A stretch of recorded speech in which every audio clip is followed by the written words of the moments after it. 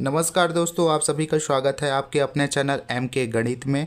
तो आज हम देखने वाले हैं शेषफल प्रमेय की मदद से शेषफल ज्ञात करना। तो यहाँ पे क्वेश्चन दिया गया है जिसमें भाज्य और भाजक दिया गया है। तो भाज्य देख सकते हैं x का घात 3 धन 3x का घात 2 ऋण 5x धन 8, इस प्रकार से ये भाज्य दिया गया है। और भाजक जो है जिसको gx से प्रदर्शित किया गया है, तो भाजक दिया गया है x प्लस 1। ठीक है, तो इस प्रकार जो शेषफल प्रमेय जो होता है वो शेषफल प्रमेय क्या कहता है, अगर कोई ये भाज्य है जैसे कि है fx एक भाज्य है और भाजक जो है हम लेते हैं x माइनस ए, ये भाजक है। ठीक है, तो ये कहता है कि जब इस भाज्य को जिसको भाग देते हैं वो भाज्य कहलाता है और जो भाग करने वाला होता है वो भाजक कहलाता है। ठीक है, तो इस भाज्य को जब इस भाजक के द्वारा भाग किया जाता है, क्या किया जाता है, भाग किया जाता है, तो शेषफल जो होता है वो fa प्राप्त होगा। ये क्या कहता है, यही कहता है शेषफल प्रमेय कि इस भाज्य को जब भाजक के द्वारा भाग करते हैं तो शेषफल जो होगा वो fa प्राप्त होता है। कैसे देख सकते हैं, ये जो भाजक है उसको हम ले लेते हैं, सबसे पहला x माइनस ए को ले लेते हैं, 0 के बराबर लेंगे। तो यहाँ पे देख सकते हैं माइनस ए है, उधर पक्षांतर होगा तो इस प्रकार से ये प्लस में चला जाएगा। ठीक, तो x का एक मान प्राप्त होता है, इसी x के मान को यहाँ पे रख दीजिए। ठीक है, जो भाज्य रहेगा भाजक से इस प्रकार से x का मान ज्ञात करना है और इस भाज्य में रख देंगे, तो रखने के बाद में क्या प्राप्त होगा, हमें एक शेषफल इस प्रकार से प्राप्त होगा। ठीक है, तो इस प्रश्न को हल करने के लिए सबसे पहला काम हमें करना होगा, जो भी भाजक दिया रहेगा। ठीक है, हल करने का तरीका क्या है, सबसे पहला भाजक दिया गया है उसको हम लोग 0 के बराबर लेंगे। ठीक है, अब उससे क्या होगा कि x का कोई ना कोई एक मान प्राप्त होगा। अब दूसरा काम करना है, जो x का जो मान है, x का मान जो मिलेगा, x का मान को अब जो भाज्य है उसमें रख दीजिए, भाज्य में रखना है। मतलब किस में रखना है, जो भी दिया रहेगा, जैसे भाज्य दिया है तो जैसे px दिया है उसमें रख देना है। ठीक है, तो चलिए इसको सॉल्व करते हैं। तो इसको सॉल्व करने के लिए सबसे पहले क्या करना होगा, हमें भाजक को 0 के बराबर रखना है। तो हल ज्ञात है क्या ज्ञात है, यहाँ पे px दिया गया है, क्या, x का घात 3 धन 3x का घात 2 ऋण 5x धन 8, इस प्रकार से दिया गया है। और भाजक जो है भाजक दिया गया है x धन 1। तो पहला काम हमें क्या करना है, चूँकि शेषफल प्रमेय से भाजक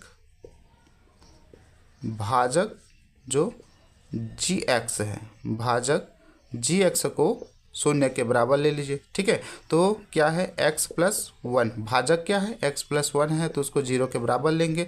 तो यहाँ पे देख सकते हैं ये प्लस 1 है, तो इधर पक्षांतर करेंगे तो ये हो जाएगा माइनस 1 हो जाएगा। धन 1 है, इधर पक्षांतर करेंगे तो ये ऋण 1 हो जाएगा। इस प्रकार से x का मान ऋण 1 प्राप्त हुआ। ठीक, अब दूसरा काम क्या करना है, जो भी x का जो मान प्राप्त हुआ है उसको हम भाज्य में रख देंगे। ठीक है, तो x का मान px में रखने पर x का जो मान होगा px में रख दीजिए। तो px यहाँ पे px में रखेंगे तो x की जगह हम क्या रख रहे हैं, x बराबर हम रख रहे हैं क्या, -1 रख रहे हैं। x बराबर हम रखेंगे x बराबर -1।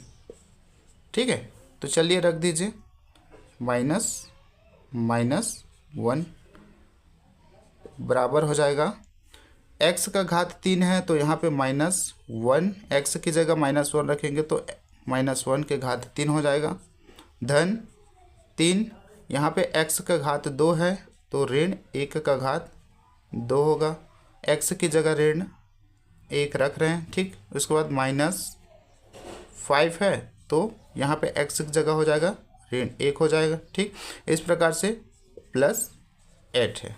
अब इसको सॉल्व करेंगे तो यहाँ पे देख सकते हैं ऋण 1 का घात 3 है, विषम संख्या है ना, घात में विषम है तो ये जो ऋण का चिन्ह है, ठीक, विषम है तो ये क्या होगा, ऋण ही होगा। तो एक एकम में एक, इस प्रकार से एक का जो क्यूब होगा, घन होगा, वो भी एक ही होगा।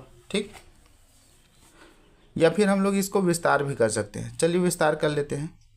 ऋण 1 गुणा ऋण 1 गुणा ऋण 1, फिर धन का चिन्ह है तो धन 3 गुणा ऋण 1 गुणा ऋण 1, इस प्रकार से माइनस का चिन्ह है गुणा ऋण 1 प्लस 8, इस प्रकार से लिख दीजिए। तो यहाँ पे देख सकते हैं ऋण और ऋण का धन और धन और ऋण का ऋण होगा, और एक एकम एक, एक एकम एक, इस प्रकार से प्लस का चिन्ह है तो प्लस का चिन्ह है।